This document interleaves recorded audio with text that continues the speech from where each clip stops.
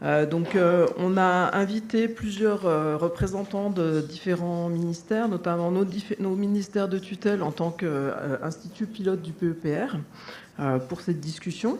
Je vais appeler pour le ministère de l'Agriculture, de la souveraineté, de l'agroalimentaire et de la souveraineté alimentaire, Erwan de Gavel. Pour le ministère de la Santé, Manon Heniel, et pour le ministère de l'Enseignement supérieur, de la Recherche et de l'Espace, Karl Guénier, qui vont participer à cette table ronde. Merci beaucoup d'avoir répondu présent à notre invitation. On va animer la discussion autour d'un certain nombre de questions qui nous paraissaient importantes d'aborder. On aura aussi un temps de questions-réponses à la fin, donc préparez aussi vos questions dans ce sens-là. C'est important qu'on puisse avoir un dialogue autour de nos sujets. La première question qu'on voulait adresser, et notamment en lien avec le pilier système alimentaire et santé, qui aborde un certain nombre de problématiques en matière de consommation alimentaire, c'était une question liée à la sortie de la SNANC, la Stratégie nationale pour l'alimentation, la nutrition et le climat, qui a été prononcée en février de cette année. Et la question que je voulais vous adresser, c'est notamment en lien avec la sortie de la SNANC. Plusieurs priorités de recherche ont été affichées. Et donc, est-ce que vous pouvez, notamment pour MASA et DGS, nous rappeler ces thématiques prioritaires, les enjeux associés, en ce qu'ils rejoignent aussi les thématiques du PEPR-SAMS. Manon ? Oui. Ça marche. Bonjour à toutes et tous. En effet, Manon pour la Direction générale de la santé. Merci pour cette question. On va faire une prise de parole à deux voix avec la DGAL. Dans cette SNANC qui a fini par être publiée récemment, la place de l'expertise et de la recherche, elle a un peu deux niveaux. Le premier niveau, c'est il y a un certain nombre d'actions assez phares, structurantes dans la SNANC. Et qui vont reposer directement sur des travaux de recherche et d'expertise qui ont été menés ou qui seront menés, approfondis, notamment comme exemple les recommandations alimentaires. Ça fait plus de 25 ans qu'on a des recommandations nutritionnelles, notamment diffusées dans le cadre du Programme national nutrition santé, le PNNS, et qui donc se base sur un long processus d'expertise avec plusieurs agences, l'ANSES, le HCSP, Santé publique France, etc. Et donc la SNANC prévoit notamment de revoir ses repères pour intégrer les enjeux environnementaux avec des repères alimentaires sains et durables. Là, on a vraiment un exemple un peu typique de comment l'expertise sur l'observation des comportements, des consommations alimentaires, l'exposition aux contaminants, les associations, avec potentiellement des preuves plus récentes encore sur la consommation de certains aliments et la santé, peuvent être pris en compte pour orienter les messages de santé publique en termes de comportement nutritionnel. Un deuxième exemple qui se détache un petit peu de la SNANC, mais ça va être par exemple au-delà des comportements, il y a tout le volet sur l'offre alimentaire, avec notamment comment on améliore, quels leviers on peut mobiliser pour améliorer l'offre alimentaire. Et donc, on a comme levier, par exemple, les leviers de fiscalité nutritionnelle qui sont en place déjà en France avec une taxe soda depuis déjà un moment, qu'on a révisé récemment. Et là où des travaux, notamment il y a eu des travaux comparatifs européens de l'INRAE, qui sont essentiels pour nous orienter nos modèles et ajuster nos politiques publiques. Et c'est en ce sens qu'on a, dans la LFSS 2025, modifié notre taxe sur les boissons sucrées. Donc, c'est deux exemples. Je te passe. Oui, merci. Bonjour à toutes et à tous. Erwan de Gavel, chef du bureau de la politique de l'alimentation à la Direction générale de l'alimentation. Effectivement, sur ce premier volet, qui est finalement l'accompagnement de la recherche au levier de politique publique directement mise en œuvre. Dans la continuité de ce que disait Manon sur l'amélioration de la qualité de l'offre alimentaire, on a aussi un dispositif d'accord collectif avec les industries agroalimentaires, les distributeurs, pour améliorer la qualité nutritionnelle et la durabilité de l'offre alimentaire. Et dans ce cadre-là, on a des beaux exemples dans les dernières années avec un accord sur le sel dans le pain qui avait bien fonctionné. Là, on a une belle dynamique et beaucoup de discussions avec les acteurs. Et là, on a vraiment un besoin d'accompagnement pour objectiver l'état des lieux et les potentiels d'amélioration. Et on se sert beaucoup de l'OCALI, l'Observatoire de l'alimentation, qui est porté conjointement par INRAE et par l'ANSES, pour nous appuyer là-dessus et avoir vraiment des éléments objectifs pour accompagner les discussions avec les professionnels. Et ça rejoint un peu, mais même si pas directement, un des projets ciblés du PEPR, qui est le projet CARI, qui ne sera pas directement sur l'offre alimentaire, mais qui permet d'éclairer un élément. On est assez aveugle, c'est sur les DROM, où là, à la fois en termes de consommation et d'offre alimentaire, on n'a vraiment pas assez d'informations pour piloter les politiques publiques. Le deuxième point auquel je pense d'application directe, c'est sur les enjeux territoriaux, où là, on porte beaucoup dans le cadre de la SNANC la reterritorialisation de l'alimentation et la mobilisation de cet échelon pour cette transition systémique, notamment via les projets alimentaires territoriaux. Et là-dessus, on a besoin, encore une fois, d'éclairage pour comprendre ce qui ne marche pas, et comment on peut paramétrer pour que ce soit le plus impactant possible. Et ça fait le lien avec un autre projet ciblé qui est le Platform Terre Food, qui nous sert aussi, quand on travaille sur les PAT, à identifier les bonnes pratiques à mettre en œuvre. Merci. Effectivement, on a eu hier une présentation de Platform Terre Food qui nous a montré un observatoire des prix dans les circuits courts, par exemple, avec des éléments assez intéressants qui permettent d'informer ces sujets. La deuxième question,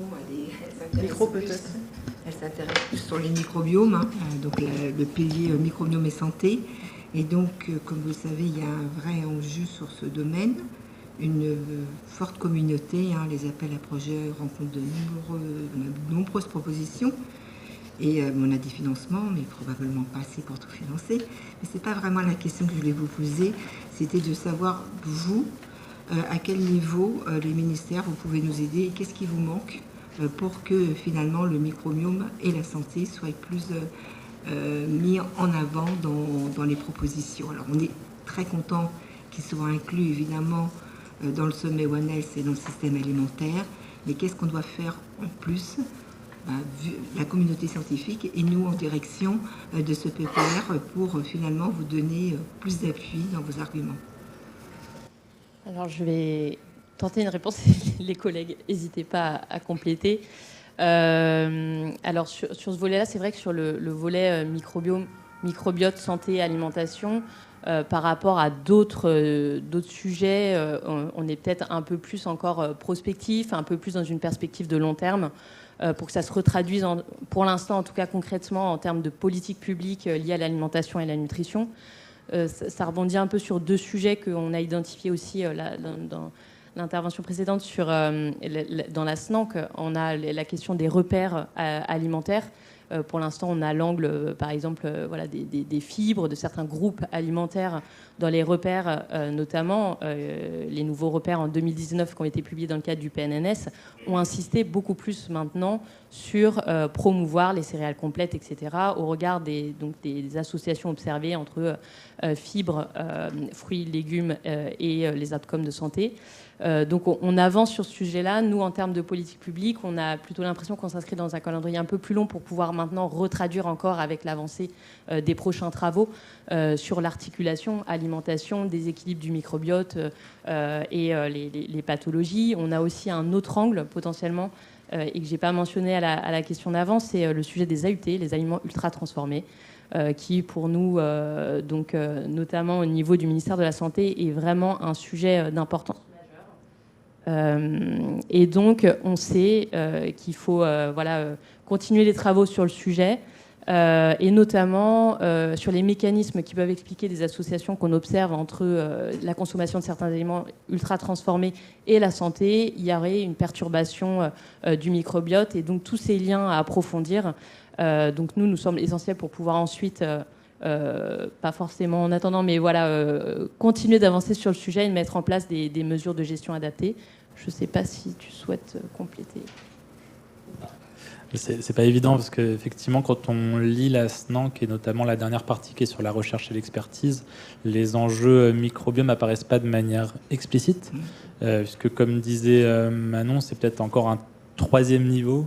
Il y a le niveau vraiment, les leviers d'action qu'on mobilise et l'appui qu'on peut avoir avec les éléments de recherche, les priorités de recherche desquelles on a besoin parce qu'on n'a pas encore assez d'éléments pour pouvoir conclure, avoir les bonnes définitions sur les AUT, sur un autre sujet par exemple sur jusqu'où on peut végétaliser pour les populations particulières, où là on n'a pas encore assez de recherche pour pouvoir mettre en place les éléments de politique publique. Et ces enjeux de microbiome, c'est peut-être encore un troisième niveau qui est encore plus prospectif, où aujourd'hui en termes de politique publique, et ce sera intéressant je trouve de vous entendre là-dessus, on n'a pas forcément une déclinaison directe des résultats de vos travaux de recherche sur des politiques publiques concrètes à mettre en œuvre.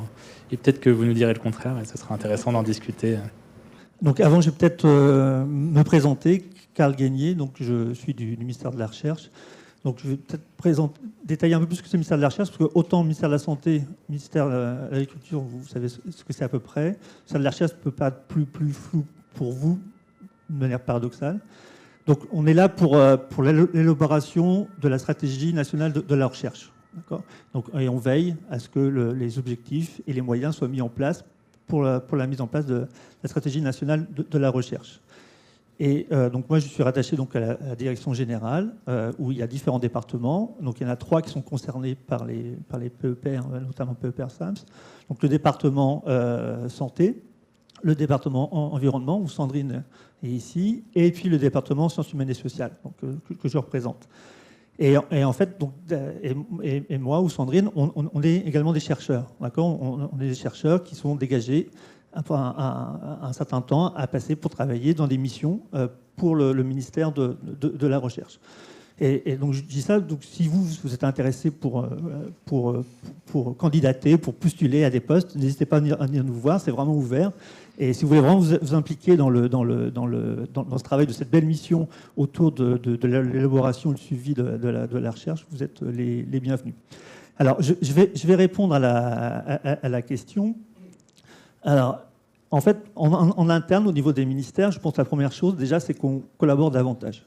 Donc, je vois bien qu'il y a des échanges très intenses entre le ministère de l'Agriculture et le ministère de la Santé, et pas avec le ministère de la Recherche, et c'est dommage. Et donc ça, je vais expliquer pourquoi.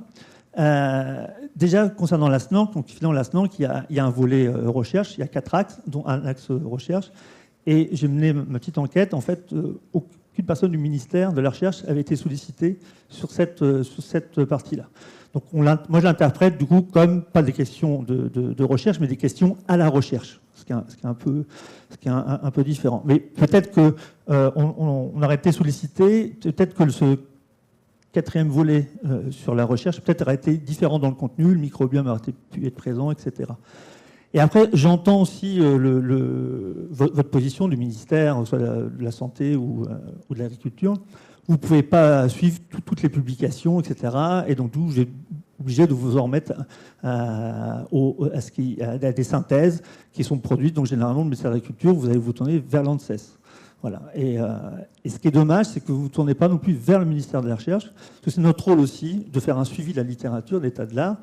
Et donc, entre la publication de l'ANSES, qui date de 2021-2022, il y a eu le numéro spécial de Lancet sur notamment, par exemple, les aliments ultra transformés.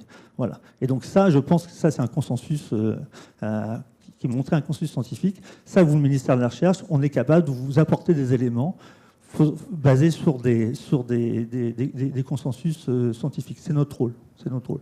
Et donc, pour ça, j'ai insisté au début, au sein du ministère de la Recherche, il y a des chercheurs qui sont en connexion en permanence avec les fronts de recherche. Et donc, ça, c'est le premier point.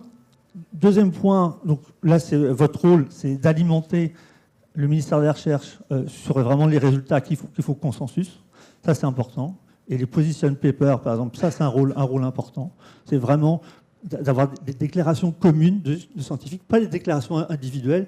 Une tribune dans le monde, c'est très bien, mais d'un individu, ça n'a pas le même impact si c'est un collectif qui porte un consensus. Donc ça, c'est important. Et le troisième point, mais là, c'est plutôt le chercheur qui va parler, par expérience. Si vous voulez avoir de l'impact sur la décision publique, ça passe aussi par un écho médiatique très important. Voilà. Ça, c'est un relais non négligeable. C'est plutôt un conseil informel entre nous, mais vraiment, pour avoir de l'impact, ça passe également par des relais médiatiques et avoir un écho important dans les médias. Ah, merci pour ces éléments. Ça questionne quand même beaucoup justement le niveau de maturité de la science, la façon dont on peut porter collectivement, enfin bon, tu l'as dit directement, hein, Karl, les position papers par exemple, c'est un élément dont on a discuté hier, puisque ça fait partie aussi des ambitions du PEPR, mais là, je dirais ça nous renvoie la balle explicitement sur s'atteler collectivement à montrer les avancées du programme, alors peut-être en attendant encore quelques mois pour avoir suffisamment de maturité pour porter les messages, ou pas, hein, en fait, et sur la façon de porter. Donc, je voulais revenir aussi pour le MESR sur une question particulière, enfin, sauf si du point de vue de la DGS et de la DGAL, vous voulez répondre, parce que vous avez été un peu interpellé finalement aussi sur la construction du volet recherche de la SNANC.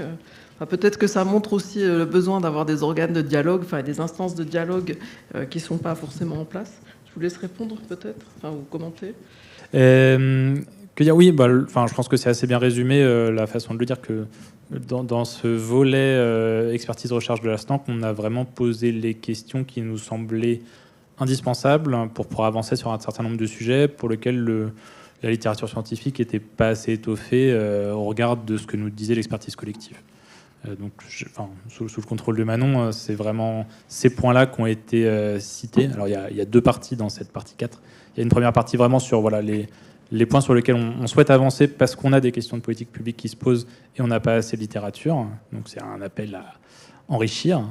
Et puis, le deuxième partie, où là, c'est plus sur les grandes études, où c'est un signal aussi important parce qu'on a besoin de ces études pour piloter l'action publique. On le sait avec les études Inca et Esteban qui ont plus de 10 ans, où on est aveugle dessus. Donc, je pense que ça explique pourquoi ça a été construit comme ça. C'est pas une stratégie de recherche, c'est une stratégie qui explique de quoi on a besoin pour l'action publique dans le domaine de la recherche, de façon directe.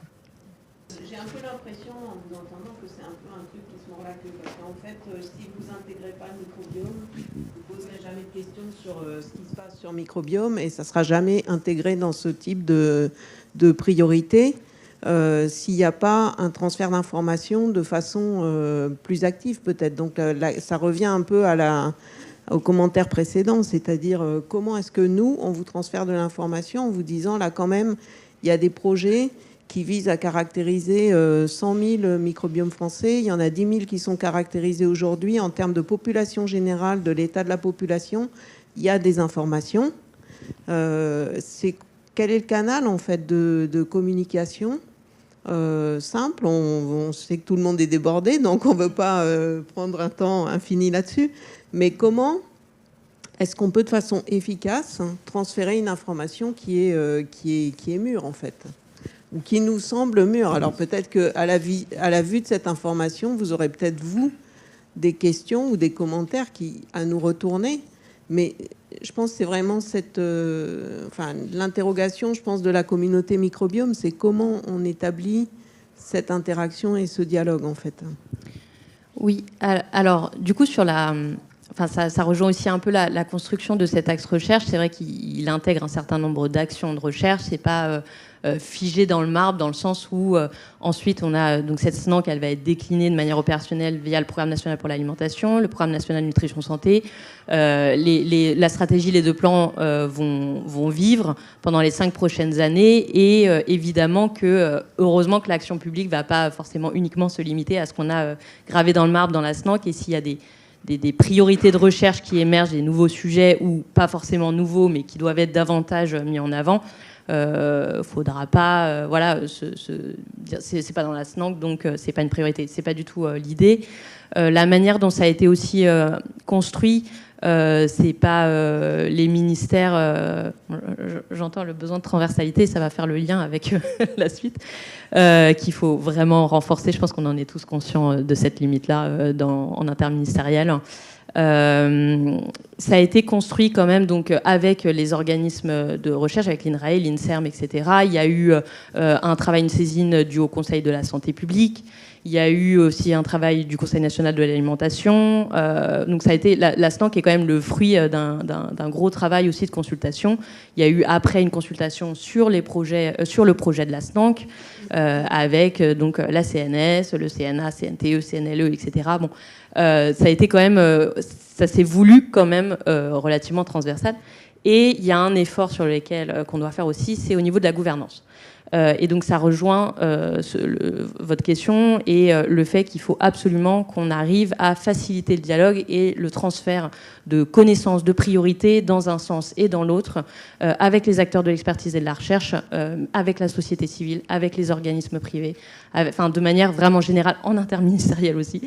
Et donc pour la première fois, parce que la SNANC quand même...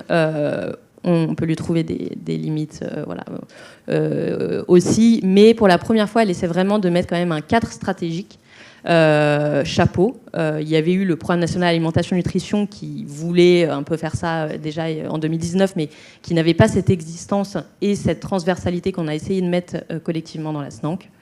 Et donc pour la première fois aussi une gouvernance commune entre cette SNANC, le PNA, le PNNS, puisque voilà, on peut avoir l'impression d'une multiplicité de plans et de stratégies, mais l'idée c'est d'avoir quand même de renforcer l'articulation et d'avoir une gouvernance unique.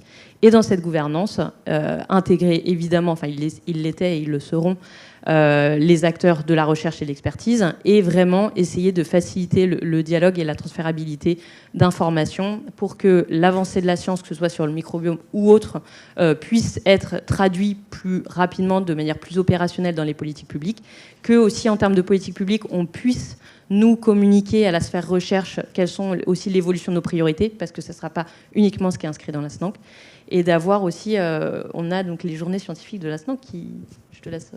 peut-être en parler, mais c'est aussi l'idée de ce transfert. Oui, tout à fait. Ça rejoint les enjeux de gouvernance, comme disait Manon. On a prévu une gouvernance à tous les niveaux et à chaque niveau d'avoir un espèce d'instance de comité de suivi où la recherche est incluse. Donc au niveau national, il y aura un comité de suivi qui s'appuiera sur le CNA, dans lequel la recherche est représentée. Au niveau régional, la SNANC réaffirme le rôle des CRALIM, les comités régionaux de l'alimentation, qui se réunissent sous l'égide des préfets et qui incluent les acteurs de recherche au niveau régional. Et à l'échelle territoriale, c'est les PAT qui ont vocation à être cette gouvernance à la fois stratégique et technique sur la politique de l'alimentation et de la nutrition, et donc qui inclut à chaque fois dans le tour de table les acteurs de la recherche. Donc à tous les niveaux, on a fait en sorte d'assurer la présence de la recherche pour justement faire ce dialogue. Et en plus de ça, comme disait Manon, une des actions de la SNANC qu'on prévoit de faire et qu'on n'a pas encore fait, il faut qu'on y travaille, on tourne autour depuis un moment, mais c'est d'essayer d'organiser au moins tous les ans des journées scientifiques de la SNANC où justement on a ce dialogue entre décideurs publics qui est même bien plus large que nous, je pense, et à plus haut niveau, et vous, scientifiques, pour qu'on puisse avoir un état des lieux des travaux de recherche, des pistes concrètes de politique publique qui en ressortent, et que nous, on puisse exprimer, au regard des priorités politiques du moment, les besoins qu'il peut y avoir. Ça, c'est quelque chose auquel on tient beaucoup, tous les copilotes de la SNANC, parce qu'on le sait, on ne se parle pas assez, il n'y a pas assez ce dialogue et ce transfert de connaissances, donc c'est prévu, il faut qu'on le fasse maintenant, et qu'on le fasse de la manière la plus intelligente possible, mais je n'en doute pas. Oui, juste compléter un point aussi pour le ministère de la Recherche, c'est que les ONR, donc l'INRAE, CNRS, etc., ont comme tutelle le ministère de la Recherche. Et donc, du coup, dans la communication, elle est importante. Alors, c'est que moi, avant, j'étais chercheur, avant d'aller au ministère, on a un comportement plutôt individualiste et on a tendance à discuter en bilatéral avec les personnes avec qui on a envie de discuter. Et en fait, là, je me rends compte que c'est pas une bonne stratégie. En fait, le ministère, c'est votre allié. Enfin, le ministère de la Recherche, c'est votre allié. Et c'est la tutelle. Et c'est important de passer par ce canal-là. Vous pouvez discuter directement entre ONR et le ministère de l'Agriculture et de la Santé, c'est très bien. Mais il faut aussi nous mettre dans la boucle. C'est important parce que nous, on va être des relais importants de votre parole. Donc c'est ça que je voulais vous rappeler. Donc, ministère de la Recherche, tutelle. des ONR. Et donc c'est important dans le dialogue entre les ministères, mais c'est également dans le dialogue entre vous et vers d'autres ministères. Alors, vous avez parlé de la recherche, donc ça on a bien noté, mais pour faire de la bonne recherche, il faut aussi des infrastructures. Et dans le domaine du microbiote, elles ne manquent pas. Donc, entre parenthèses, on a besoin évidemment de biobanques, d'accompagnement des cohortes, d'accompagnement de la métagénomique, d'accompagnement évidemment des sciences de données. Ces points-là, ils vont faire partie aussi du plan recherche que vous voulez développer, que vous voulez proposer. Comment gérer toutes ces infrastructures et les rendre évidemment, comment finalement aider ces infrastructures et puis quelque part les rendre un peu pérennes. Oui. Donc les infrastructures. Donc ces infrastructures, c'est quand même quelque chose de recherche très important. C'est gravé dans le marbre, dans les lignes budgétaires de l'État. Donc il y a les lignes budgétaires pour la loi de programmation de la recherche. Et parmi ces lignes-là, officiellement, il y a une ligne dédiée aux infrastructures de recherche. D'accord ? Donc c'est à peu près 370 millions d'euros chaque année. Alors je ne sais pas si c'est beaucoup ou pas. En tout cas, 70 millions, c'est la moitié du budget du club de foot Paris Saint-Germain. Ça vous donne une idée, mais c'est pas rien non plus. C'est pas rien.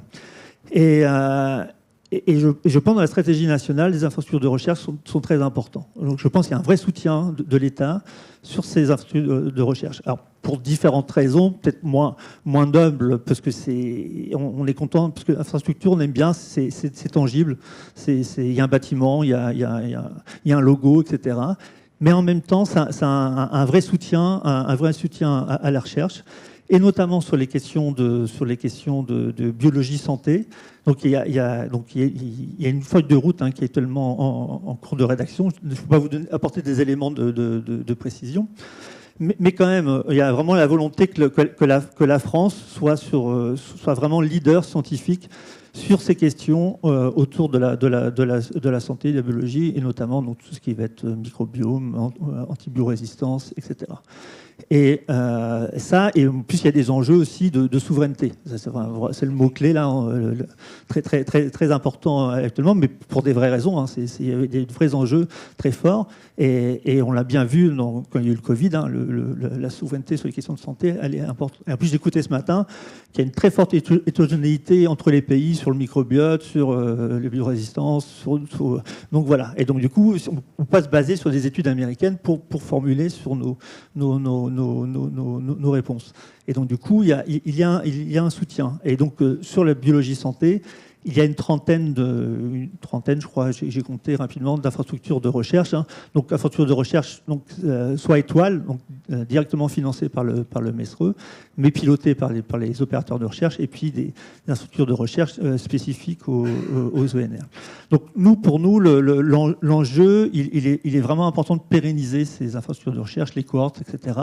On sent bien que c'est très important, une cohorte, notamment quand on veut travailler, par exemple, sur les enjeux de conditions de vie, mode de vie, l'impact sur la santé. C'est très dur d'avoir des expériences contrôlées, donc ça passera par des cohortes et voilà, et des cohortes qui s'inscrivent dans le temps, très longues, et donc du coup, voilà. Donc l'important, donc c'est très important. Et donc c'est pour ça qu'on a des infrastructures qui parlent vraiment maintenant aujourd'hui du microbe à l'individu et à tout l'écosystème. Et donc on essaye de relier tout ça. Alors, les points de vigilance pour nous, c'est vraiment de structurer ces infrastructures et de mutualiser, de les mutualiser. Voilà. Les infrastructures de recherche, ça implique des charges fixes qui sont très élevées. Et on ne peut pas se permettre de démultiplier les charges fixes comme ça. Voilà. Donc il faut vraiment rationaliser ces infrastructures de transport. Et il ne faut pas qu'il y ait redondance. Il faut éviter qu'il y ait vraiment des doublons. Il faut vraiment les éviter. Voilà. Et donc du coup, il faut vraiment partager. Ce qu'on produit, les infrastructures de recherche, c'est vraiment un bien public. C'est vraiment un bien qui peut être partagé dans la communauté. Voilà. Et donc ça, c'est important. Donc c'est vraiment un point de vigilance pour le ministère de la Recherche. C'est vraiment la mutualisation. Et aussi la pérennisation, parce que c'est vraiment des instruments très, très importants de soutien à la recherche. Et le dernier point aussi qui va être important aussi pour le ministère de la Recherche, c'est l'évaluation. On va prendre le temps de l'évaluation et de recadrer s'il faut recadrer, d'accompagner s'il faut accompagner, etc. Mais ça, c'est un temps important. Voilà. Donc, merci. On note le soutien. Alors, si je peux me permettre de commenter, parce qu'effectivement, ce matin, on a parlé de choses très, très concrètes, notamment autour des données, en fait, et clairement, je pense qu'on, enfin, on va dire, en tant qu'écosystème de recherche en France, on n'était pas encore complètement à la maille, on va dire, du soutien de la compétitivité des chercheurs pour ce qui concerne l'hébergement des données de santé, avec la question épineuse du statut des données de microbiome qui a été évoquée ce matin. Là, c'est un appel que je me permets de faire au ministère, en fait, mais il a été dit, les éditeurs scientifiques questionnent les chercheurs pour comprendre les pratiques, ou en tout cas nous demandent de mettre nos données dans des entrepôts publics, alors que le statut ne le permet pas forcément. Il faut que peut-être la direction du PEPR s'empare de cette question pour aller. Mais je ne suis pas sûre qu'on soit suffisamment fort pour aller défendre notre position vis-à-vis des éditeurs scientifiques. En tant que PEPR, et malgré l'intérêt de la communauté, la force aussi de la communauté. Comment on peut travailler aussi avec le ministère, voire aussi, je pense, au niveau européen, parce qu'à mon avis, cette discussion, elle va forcément aboutir au niveau européen. Comment est-ce qu'on s'organise sur ce point-là et qu'on peut organiser un dialogue aussi sur la sécurisation de ces fameux entrepôts qui coûtent aussi. Non, effectivement, avec Sandrine, on a bien noté le point ce matin sur le point de vigilance et puis parce que effectivement, ça ne peut pas être porté au niveau du PEPR. Ça c'est impossible. C'est vraiment un problème qui s'adresse à toute la communauté. Et donc, du coup, c'est au ministère de la Recherche de prendre ça aussi et à essayer d'être un relais pour les chercheurs pour trouver la solution. Alors, je ne me rendais pas compte parce que moi, je viens des sciences sociales, je suis économiste, et ça, l'usage de données individuelles qui ne peut pas être partagé dans la communauté, c'est quelque chose de très accepté. Donc voilà, quand on soumet dans les revues anglaises, même les revues les plus prestigieuses, on apporte, ça a été évoqué ce matin par, je ne sais plus par qui, par un collègue sur le CASD, le Centre d'accès sécurisé aux données. Il apporte un certificat, on le donne à l'éditeur de la revue, et ça quelque chose de très, très accepté. Alors peut-être aussi parce que, je ne sais pas, vous trouvez plusieurs raisons qui expliquent pourquoi nous en économie ça se passe bien, peut-être pas dans d'autres disciplines. Mais donc j'en avais pas pris la mesure. Mais des problèmes se posent aussi, mais à d'autres niveaux pour les sociologues quand ils font les enquêtes, etc. Donc ça touche pas que vos disciplines, même l'ensemble des sciences humaines et sciences sociales. Donc il y a un enjeu, et puis on a des relations avec les autres pays justement notamment à travers les infrastructures de recherche au niveau européen. C'est également l'occasion de débattre de la question. Mais en tout cas, l'accès aux données, elle est centrale. C'est vraiment un input stratégique pour la recherche. Et c'est ça qui nous permettra de faire des recherches de qualité. Et donc, du coup, forcément, il faut qu'on trouve une solution. Merci. Et moi, honnêtement, je voudrais vous remercier tous les trois d'avoir supporté dans le système alimentaire le microbiome. Il a sa place, ça fait partie d'un livrable. Et donc, merci pour la communauté. Et vraiment, à la direction du PEPR SAM, on est vraiment... on fera tous nos efforts pour vous faire remonter tout ce que vous avez besoin en arguments, en justificatifs, en besoins, et de vous éclairer exactement sur des points très spécifiques qui restent effectivement encore à découvrir, mais grâce aux recherches là qui sont financées pendant tout le temps de ce PEPR, on va pouvoir avancer. Et merci aussi d'avoir inclus pas que le microbiome humain, mais aussi le microbiome environnemental.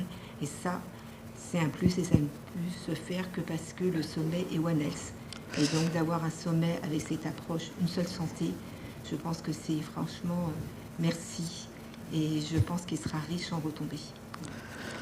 Alors, avant de clore, on va quand même permettre aussi un peu des échanges avec la salle. Est-ce qu'il y a des questions ou est-ce que vous voulez contribuer à la discussion ? Il y a quelque chose d'intéressant. Il ne faut pas négliger aussi que les interventions de politique publique, elles ne se font pas uniquement au niveau des ministères, mais dans les collectivités. Et donc, il y a aussi des besoins d'interaction, je pense, en particulier avec des chercheurs comme à l'INRA, qui est une organisation quand même assez décentralisée, d'interaction avec les collectivités locales, en particulier dans les perspectives des PAT, qui est une forme de décentralisation d'une certaine manière d'une politique alimentaire. Ça, c'est mon premier point. Le deuxième point, je pense qu'une des conditions, et c'est une très bonne nouvelle je savais que Karl avait déjà une thèse en économie, mais c'est une bonne nouvelle de mon point de vue que vous ayez tous des thèses. Enfin, je vais le dire de manière un peu provocante, ça peut changer un petit peu des gens qui n'ont fait que l'ENA. Ça peut faciliter l'acculturation, en fait, et la sensibilité à un certain nombre de considérations scientifiques. Après, la grosse question, et je ne vous demande honnêtement pas nécessairement d'y répondre, l'INRA a différentes tutelles. Ok. Aujourd'hui, vous êtes des gens intelligents et polis. Que se passe-t-il le jour où les différentes tutelles n'ont pas le même agenda? Là, on rentre dans des considérations un peu compliquées. Ce sont des choses qui arrivent, et qui arrivent de manière régulière. Merci. Là-dessus, ça va être la même réponse que pour n'importe quel désaccord initial entre des ministères. S'il y a un désaccord, c'est le Premier ministre qui tranche à la fin, et c'est la position interministérielle qui est respectée par tout le monde. Ça, c'est le jeu. Sachant que le poids des tutelles n'est pas forcément identique. Normalement, le ministère de l'Enseignement supérieur et de la Recherche a plus de poids en tant que tutelle, vu qu'elle paye les salaires, si je ne me trompe pas. Voilà, le gros du budget, de l'INRA vient du ministère de la Recherche. Sur la dimension décentralisée. Oui, alors effectivement, c'est important, et il y a les PAT, effectivement, mais il n'y a pas que ça.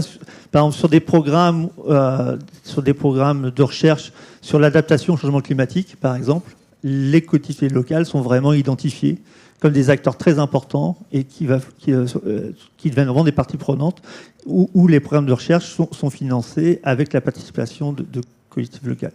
Voilà. Donc, même si on reste en France un pays centralisé, il y a quand même une prise en compte croissante des acteurs des territoires.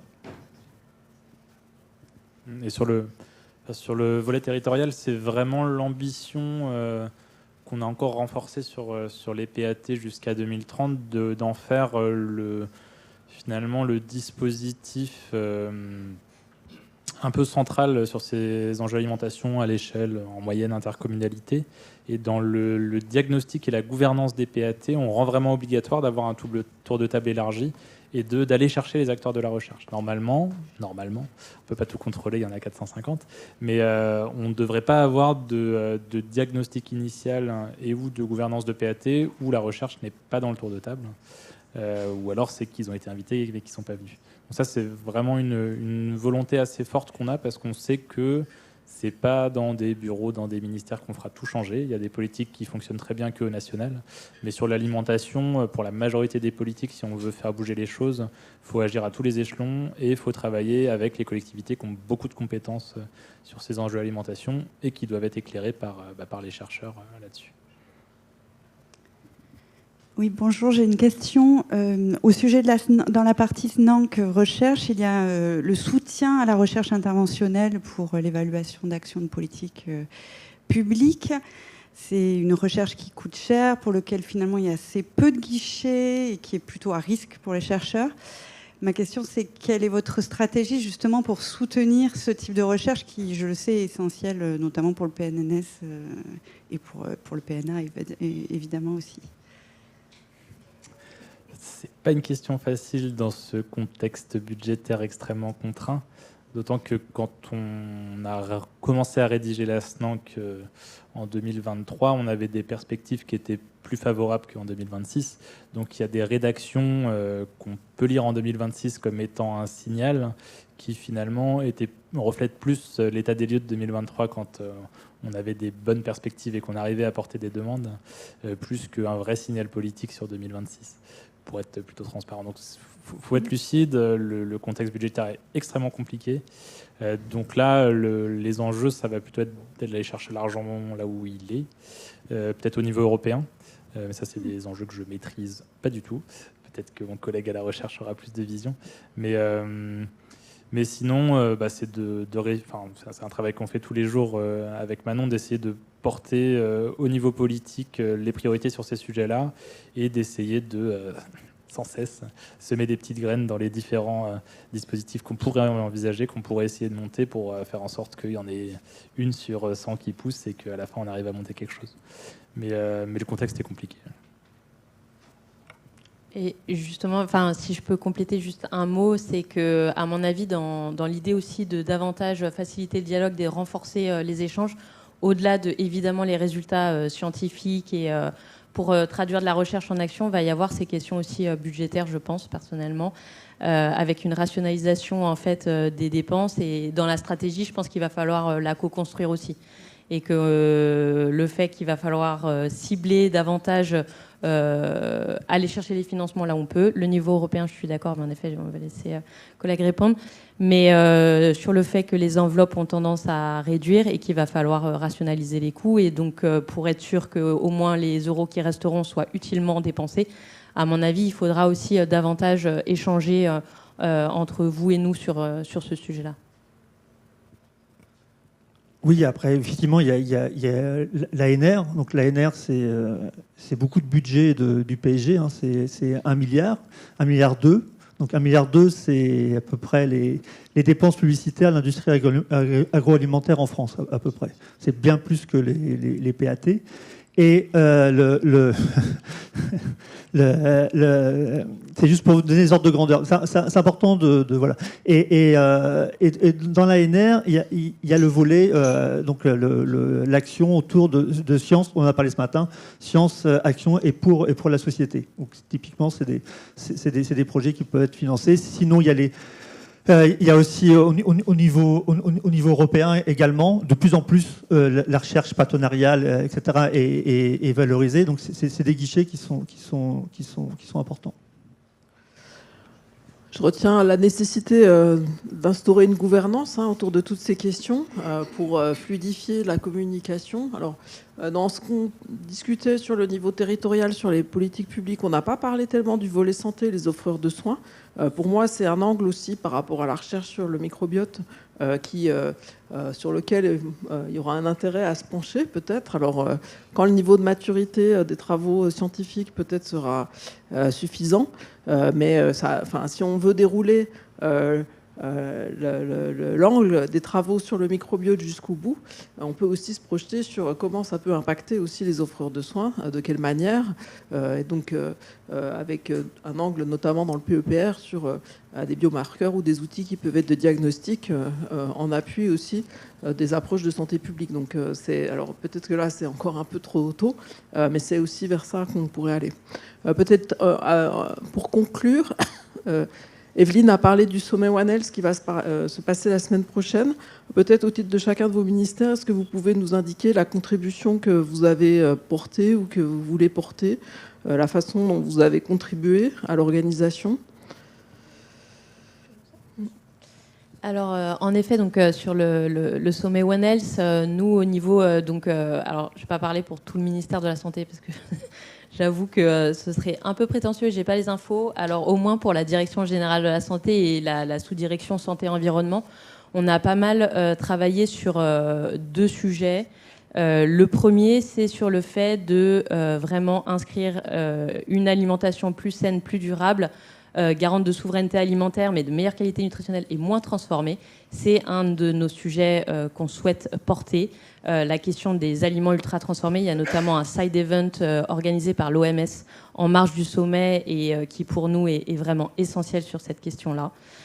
Donc c'est en lien avec ce qui est prévu dans la SNANC, mais il faut vraiment avancer rapidement sur ces enjeux d'ultra transformés au-delà de l'expertise.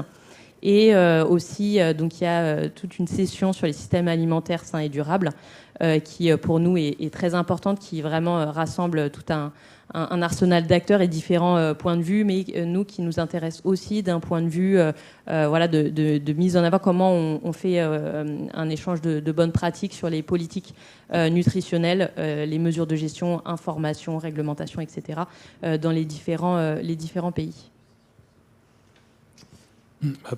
Pour la Direction générale de l'alimentation, ça va être les 2 mêmes sujets, forcément. C'est le livrable sur alimentation saine qui aborde ces enjeux d'ultra-transformation et finalement toutes les autres politiques qu'on porte dans la SNANC sur comment on améliore l'offre alimentaire dans toujours une approche systémique. Et c'est ça qui est vraiment intéressant avec cette approche One Health, c'est qu'on va toucher aux enjeux économiques, sanitaires, socio-environnementaux, ce qui est vraiment pleinement aligné avec la SNANC. Et puis cette session système alimentaire durable qui, de la même manière, reprend. Et c'est intéressant pour nous de voir des contextes d'autres pays qui n'ont pas forcément les mêmes enjeux que nous, qui trouvent parfois des solutions qu'on n'aurait pas imaginées. Et là, il y aura vraiment des contributions des quatre coins du globe qui seront assez éclairantes et peut-être qu'on pourra apprendre des bonnes idées pour nos politiques publiques. Et pour le ministère de la Recherche, l'enjeu, c'était vraiment que ce sommet-là soit basé sur la recherche. C'était vraiment notre application, elle était autour de cet axe-là. Donc c'est pourquoi il y a eu, pour ça qu'il y aura la veille, donc un colloque scientifique, on est 100% scientifique. Et le lendemain, notre rôle, c'était de s'assurer qu'il y ait une présence de scientifiques à chaque session. Donc les sessions autour de l'alimentation durable, autour des différents thèmes sur la pollution plastique, etc. Donc voilà. Donc je pense qu'au final, on va avoir des belles journées à Lyon sur le sommet Une seule santé. Merci beaucoup pour vos contributions et d'avoir porté au système. C'est important parce que ça permet aussi d'être une caisse de résonance pour les sujets qui sont au cœur du PEPR. D'autant qu'on a aussi porté, Emmanuel, Evelyne et moi, des thématiques autour des différentes priorités, antibiorésistance, et les antibiotiques, microbiome, système alimentaire durable et pollution. Ça concerne aussi, et ça rejoint aussi beaucoup de préoccupations au cœur de SAMS. Donc, on se réjouit que ça puisse aussi aider à porter nos sujets. Merci beaucoup pour vos participations. Une dernière remarque. Ouais, juste un petit commentaire, parce que je voudrais revenir sur les infrastructures de recherche. C'est juste pour vous dire que d'habitude, le ministère, nous, on voit les porteurs d'infrastructures. Donc, si vous avez des remarques à faire remonter au ministère, vous, en tant qu'usager d'infrastructures de recherche, n'hésitez pas à venir nous voir. Donc, que ce soit Sandrine qui est dans la salle ou moi-même. Merci, message bien reçu. Merci à vous pour votre participation.